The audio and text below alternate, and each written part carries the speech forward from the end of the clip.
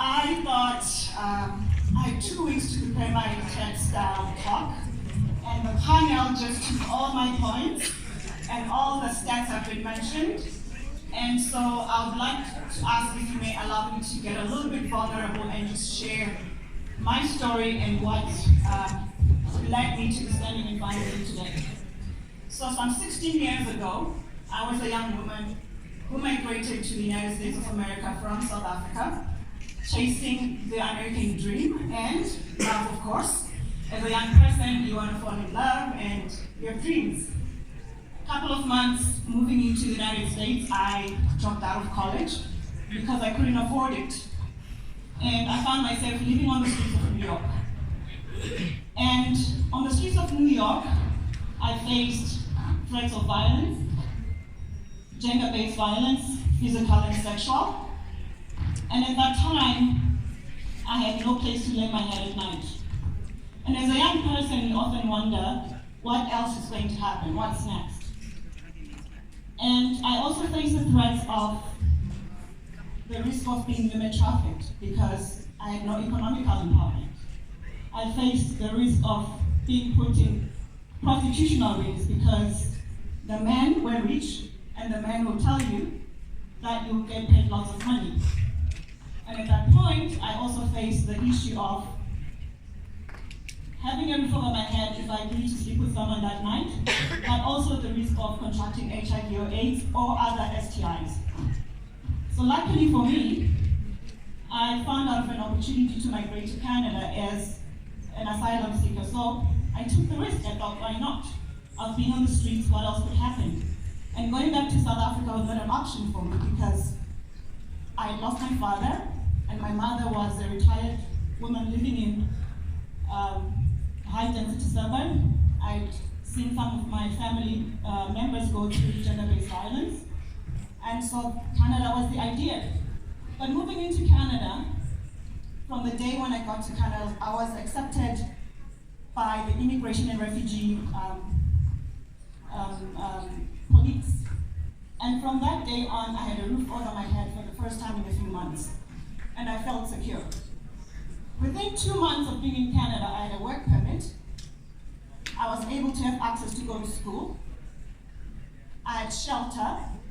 I had social protection services offered to me. I had a roof over my head, so now I started thinking, what should I do with this opportunity, and how can I use my voice to empower other women around the world? And so my thoughts took me back home, because I knew that I had to start at home. It's been 10 years since I started my work.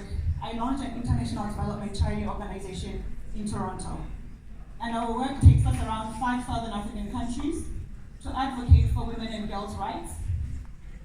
And our mandate is to ensure that there is no girl who is denied access to go to school. That's priority. Because we know that when girls are educated, they'll make different choices as they go up. We thought of women, and we knew that as we go around rural areas, the issues were on poverty, on traditional biases, on harmful practices. And we wanted to tackle the issue of lack of economic empowerment.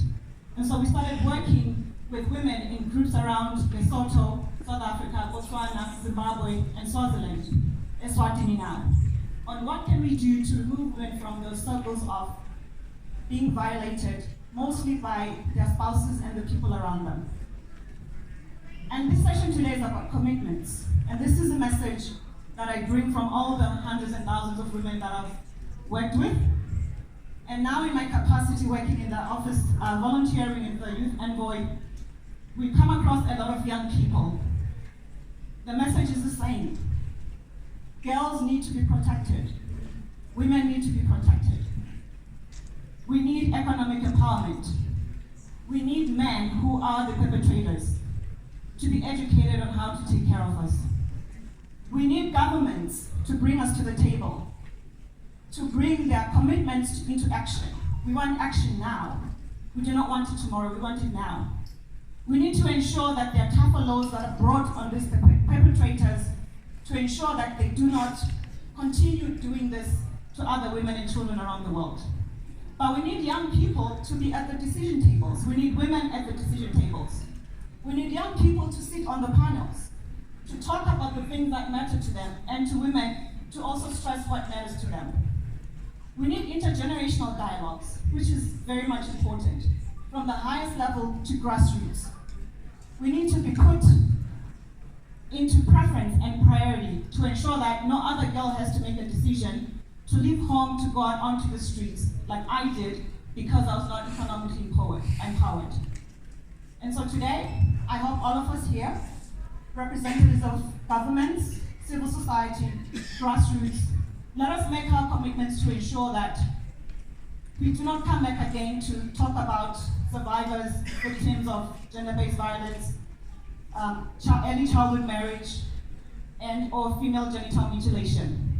We need to get to zero. And when you refer that to SDGs, it's just about 10 years to go. We need to achieve zero discussions about ending harmful practices, and we have to do it together. So thank you.